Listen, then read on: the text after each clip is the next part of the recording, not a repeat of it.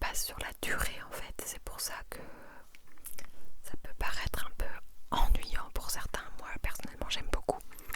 Donc j'espère que vous aimez aussi. Et que ça vous intéresse un minimum ou vous relaxe un minimum. Parce que c'est vrai que moi les lectures chuchotées j'adore faire ça. Et c'est la première fois que je fais une lecture chuchotée en plusieurs parties. Et c'est vrai que j'appréhende quand même un peu. Parce que je me demande vraiment est-ce que ça va vous intéresser ou pas quoi. Le fait que ce soit en plusieurs parties ça aide pas. Donc voilà. Donc c'est parti pour la fin. Peut-être que vous attendez la fin avec impatience. Allez, on continue. Du coup le dernier chapitre s'appelle En route pour Tokyo. Je crois que c'est le dernier chapitre. Donc, n'hésitez pas à aller voir les autres parties. Et une fois que vous les avez vues, c'est bon, vous pouvez venir pour cette vidéo. Lorsque le grand nettoyage du quartier latin fut achevé, tous unirent de nouveau leurs forces pour passer à la rénovation extérieure du bâtiment. Les tâches étaient nombreuses. Réparation des huisseries, changement des vitres cassées, peinture. Au fur et à mesure que la bâtisse retrouvait ses couleurs, le nombre de volontaires pour aider aux travaux ne cessait de s'accroître en même temps que le nombre de personnes favorables à la sauvegarde du quartier latin, à tel point que les statistiques communiquées lors de la réunion s'inversèrent. Désormais, plus de la moitié des lycéens s'opposaient fermement au projet de démolition. C'est alors qu'un soir, depuis la fenêtre du clocher, la voix d'un jeune homme retentit. Tout le monde est prêt. Clac. Au moment où l'aiguille de l'horloge indiqua 18h pile. Ding dong. La cloche se mit à résonner. Le clocher du quartier latin avait été ressuscité. Hurrah, bravo. Les lycéens, fous de joie, acclamaient l'événement. Tout à coup, Mizunuma déboula, furieux. Il hurla. Shun, il nous faut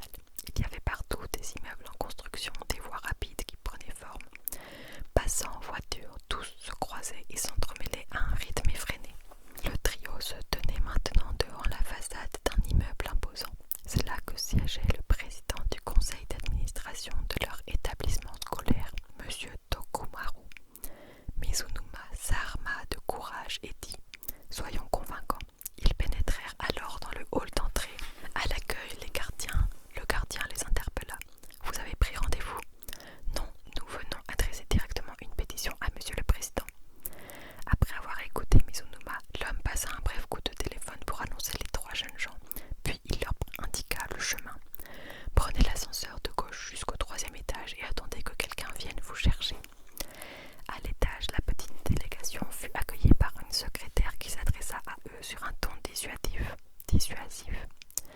Le président est actuellement très occupé. Je ne peux pas vous garantir qu'il aura le temps de vous recevoir sans rendez-vous.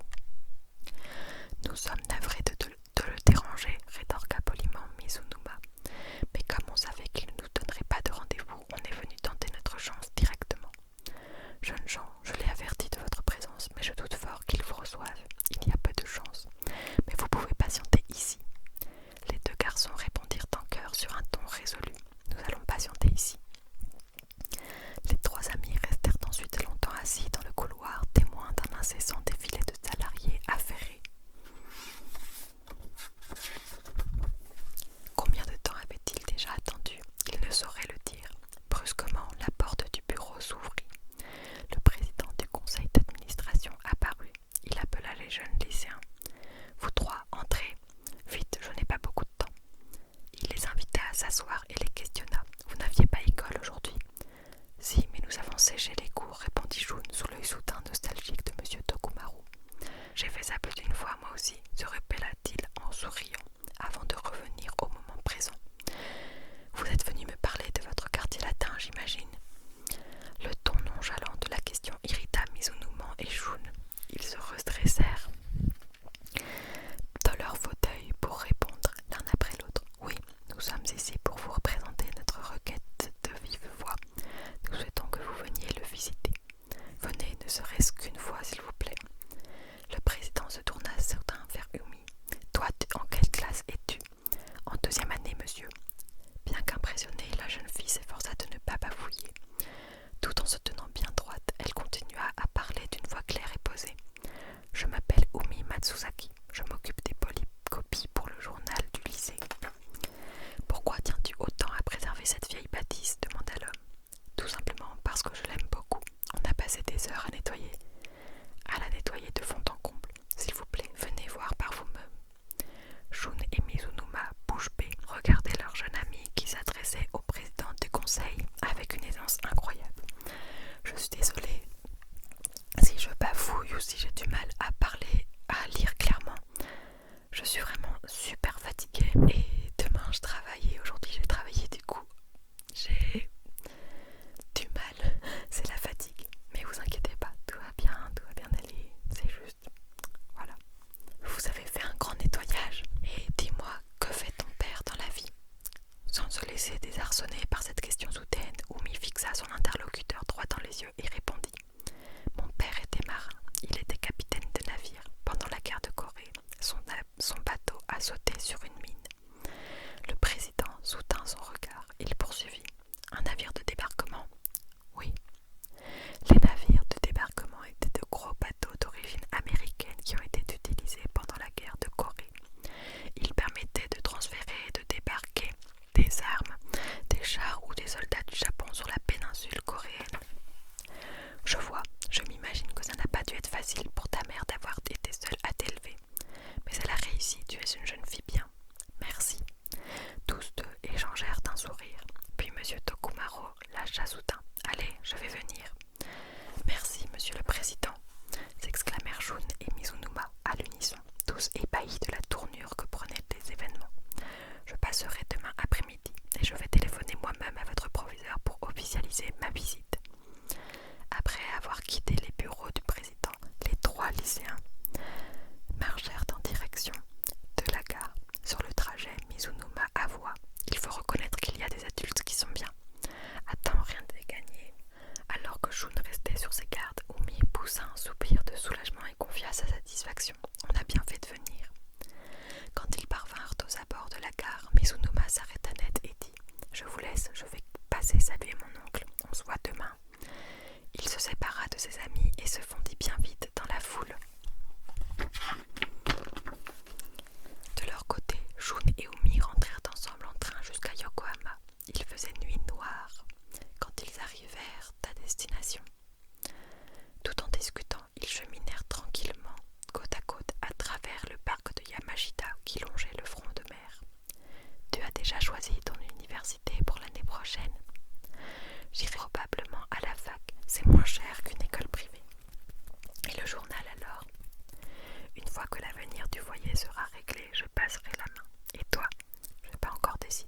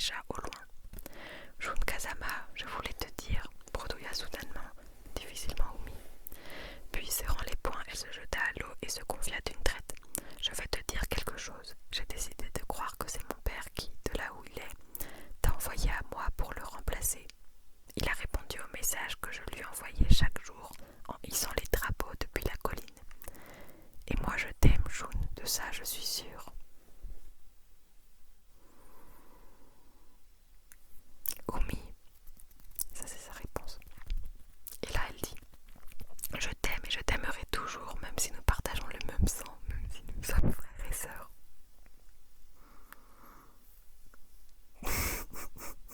La tournure des événements me sidère. Le tramway s'arrêta à la hauteur des deux jeunes gens et les portes s'ouvrirent. Jun empoigna alors fermement les deux mains de son ami et murmura: Oumi, moi aussi je t'aime. Non mais aimer en amitié ou en amour, parce que là vous êtes quand même frères et sœurs quoi. Donc Oumi fit un signe discret de la tête et s'engouffra dans la voiture. Chapitre suivant. La vie de François. Lorsqu'elle arriva chez elle, une heureuse surprise attendait Oumi. Sa mère était de retour. Ah bah voilà, on la rencontre enfin. Maman, Oumi, je suis rentrée. Tout au long de la soirée, des coquelicots résonnèrent de rire, accompagnant les joyeuses retrouvailles. Plus tard dans la nuit, Oumi se rendit dans la chambre de sa mère. Si ça ne t'ennuie pas, je voudrais te poser une question. Après une hésitation, elle reprit. Au lycée, il y a un garçon qui s'appelle Shun Kazama. Ce nom sembla faire légèrement tressaillir la maman qui invita du regard sa fille à poursuivre. Le jour du repas d'adieu de mademoiselle Okuto, je lui ai montré une photo de papa. Il se trouve que mon ami possède la même photographie et il est persuadé que Yoichiro Sawamura était son père. La mère de la jeune fille ouvrit le tiroir de son bureau et en sortit le fameux album. Cette photo-là, demanda-t-elle avant de commencer son récit. C'est une histoire un peu compliquée. Je t'avais raconté que je m'étais enfuie avec ton père avant notre mariage. Au début, nous logions dans une pièce de la maison d'Inamura. Yuichiro n'était pas souvent là, il était en mer sur son bateau. Quand j'étais enceinte de toi, mes journées étaient chargées puisque je me rendais chaque jour à l'université. Et moi, j'étais si heureuse d'avoir la chance de faire des études. J'étais épanouie. Un soir, Yuichiro est rentré avec un nourrisson. Il avait déclaré l'enfant à la mairie comme étant le nôtre et l'avait ramené chez nous. C'était juste après la fin de la guerre. Des situations dramatiques comme celle-ci étaient assez fréquentes. Donc là, on a une sorte de dialogue entre la mère et le père. Du coup, la mère dit: Yuichiro, à qui est ce bébé? Et le père dit: c'est le fils de Tachibana. Tachibana est mort. Il a été tué accidentellement à bord du navire de rapatriement. Sa femme est morte en couche et toute sa famille a été irradiée par la bombe. Si nous ne nous occupons pas de lui, il sera automatiquement mis à l'orphelinat. Seulement, dit la mère, j'étais enceinte de toi. Il m'était impossible de m'occuper de lui comme il le fallait. Un des amis marins de ton père n'avait pas d'enfant. Il a rapidement accepté d'adopter le bébé. Et aujourd'hui, cet enfant est-il devenu un garçon bien? S'enquit affectueusement la mère d'Oumi. La jeune fille répondit oui de la tête. J'en suis très heureuse. Ton papa était peut-être un peu téméraire, mais tu vois, au fond, c'était un homme de cœur. C'est grâce à sa générosité que j'ai pu poursuivre mes études à l'université. Et si jamais il s'avérait que Shun Kazama était bel et bien le fils de mon père, ce serait possible, tu crois? S'il était vraiment le fils de Yuichiro, j'aimerais bien le connaître. Est-ce qu'il lui ressemble comme sur cette photo? La jeune fille ne s'était pas posé la question auparavant. Elle y songea un instant et répondit oui à sa mère en la regardant fixement. Les larmes envahirent alors ses yeux et coulèrent à grosses gouttes sur ses joues sans discontinuer. Lorsque sa mère la serra tendrement entre ses bras, Oumi éclata bruyamment en sanglots. Mais du coup, ils sont frères ou ils sont pas frères? J'ai pas compris. Vraiment, j'ai pas compris. Le lendemain matin, Ryoko souhaita une bonne journée à ses filles. Dès que ces dernières durent quitter la maison pour aller au lycée, la mère saisit son téléphone pour appeler le père de Shun. En effet, la veille, à travers la discussion qu'elle avait eue avec Oumi, elle avait perçu les sentiments que l'adolescente éprouvait pour le garçon. C'est trop mignon, mais trop mignon. Avec l'aide de Monsieur Kazama, il lui fallait balayer les malentendus qui hantaient l'esprit des deux jeunes gens. Aujourd'hui,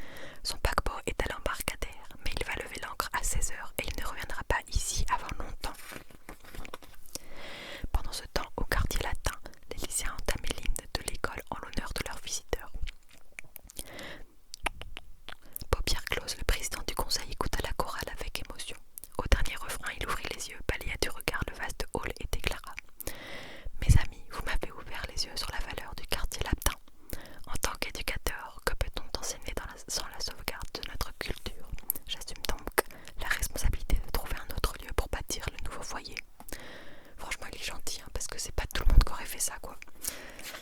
Bravo, on a gagné. Des cris triomphaux fusèrent de toutes parts. Mizunuma se tournait vers Umi et dit en lui serrant solennellement la main: Merci Umi, c'est toi qui as rendu tout ça possible. Pourquoi tu dis ça? Je n'ai rien fait d'extraordinaire. C'est quand même toi qui as relancé l'idée du nettoyage, lui rappela fièrement sa bonne copine Nobuko. C'est alors que Shun entra en trombe dans le hall, interpellant à tue-tête son ami. Umi, surpris, les groupes de lycéens s'écartèrent pour lui frayer un chemin dans la foule. Dès que l'adolescent eut retrouvé la jeune fille, il échangea rapidement quelques mots avec elle, puis ensemble ils détalèrent hors du quartier latin, pas lapin. Shun et Umi coururent à corps perdu jusqu'au port. Un marin et une embarcation les y attendaient. Ils sautèrent d'abord et s'élancèrent sur les flots en direction du bateau du père de Shun amarré à un cargo. Quand ils accostèrent le long de l'imposant navire marchand, Shun sauta le premier sur la passerelle et tendit la main vers son amie pour l'aider. Elle s'élança et tomba dans les bras du garçon. Les deux jeunes gens grimpèrent à bord et se présentèrent au poste de pilotage. Le commandant Onodera les accueillit d'un salut militaire. Toi, tu es le fils de Tachibana, et toi, tu dois être la fille de Sawamura. Vous êtes de bien beaux enfants. Onodera sortit sur le pont au-dessus du poste de pilotage. Il montra aux deux jeunes gens une photographie de groupe datant de l'époque où il était élève à l'école supérieure de la marine marchande. Tu te prénommes Shun si je ne me trompe bien. Si je ne me trompe pas. Eh bien, Shun, ton père s'appelait Tachibana. Sur cette photo, c'est le quatrième en partant de la droite. À côté de lui, tu peux voir Sawamura. Nous étions inséparables tous les trois. Lorsque tes parents sont décédés, je naviguais et je ne l'ai su qu'à mon retour. Sinon, tu penses bien que j'aurais fait exactement la même chose que Sawamura. Je suis heureux de pouvoir rencontrer le fils et la fille de mes regrettés compagnons, Tachibana et Sawamura. Aujourd'hui, c'est le plus beau jour de ma vie. Merci. Le commandant Onodera, les yeux brillants de larmes et le cœur rempli d'émotion, serra chaleureusement les mains d'Umi et de Shun. Ce genre de scène, genre vraiment j'ai la gorge nouée tellement je peux pleurer là. Je sais pas, c'est émouvant. Bref. Les deux amis s'éloignèrent ensuite à bord du navire remorqueur du père de Shun, pavillon U et W. Au vent, ils saluèrent le cargo qui s'en allait vers le large pour une longue navigation. Au sommet de la colline au coquelicot, flottaient les mêmes drapeaux. Le visage rayonnant de bonheur, Shun et Umi regardèrent ensemble dans cette direction. Le lendemain matin, Umi hissa ses